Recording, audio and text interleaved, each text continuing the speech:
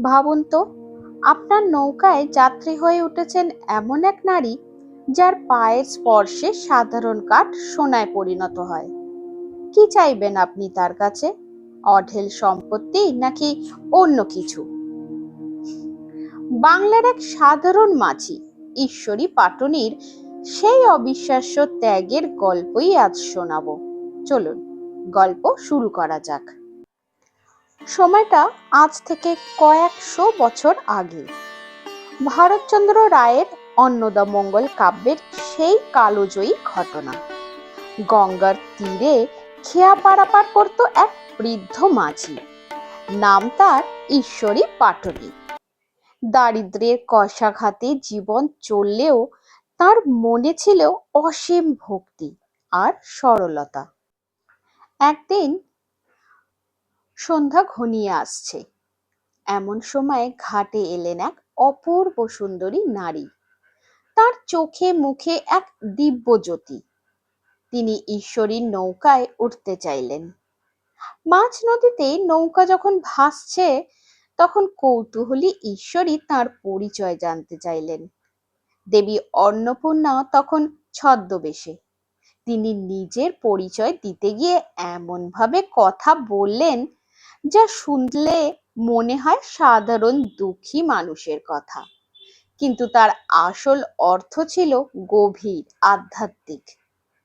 ঘাটে পৌঁছানোর পর সেই নারী যখন নৌকা থেকে পা বাড়ালেন, তখনই ঘটল সেই মিরাকেল, মানে অবিস্মরণীয় ঘটনা। ঈশ্বরী দেখলেন সেই নারীর পায়ের ছোঁয়ায় নৌকায় জরাজীর্ণ কাঠের তক্তাগুলো চকচকে সোনায় পরিণত হয়েছে। বিস্ময় বিমূঢ় ঈশ্বরী বুঝতে পারলেন এ কোনো সাধারণ নারী নন, স্বয়ং জগৎ জননী দেবী অন্নপূর্ণা। দেবী তার আসল রূপে প্রকট হলেন। তিনি ঈশ্বরীকে বললেন, তোর ভক্তি আর সেবা দেখে আমি প্রসন্ন। কি বর চাস তুই? যা চাইবি তাই দেব।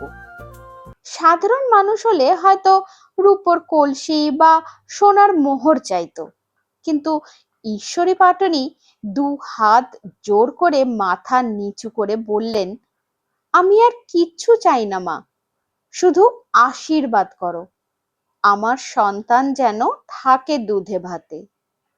অর্থাৎ তার পরবর্তী প্রজন্ম যেন কখনো পেটের দায়ে কষ্ট না পায়, অন্তত ডাল ভাতটুকু যেন তারা শান্তিতে খেতে পায়।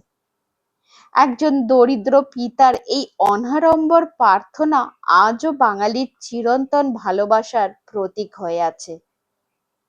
আজকের এই স্বার্থপর দুনিয়ায় দাঁড়িয়ে ঈশ্বরী পাটনির এই ত্যাগ আমাদের শিখিয়ে দেয় যে মা বাবার ভালোবাসা আর সন্তানের জন্য প্রার্থনা কোনো রাজপ্রাসাদের চেয়ে কম নয়। আপনাদের কেমন লাগলো আজকের এই কাহিনী? কমেন্টে জানান। আর এই ধরনের আরো পৌরাণিক গল্প শুনতে গল্প হলো শুরু চ্যানেলটি সাবস্ক্রাইব করুন। দেখা হচ্ছে পরের গল্পে।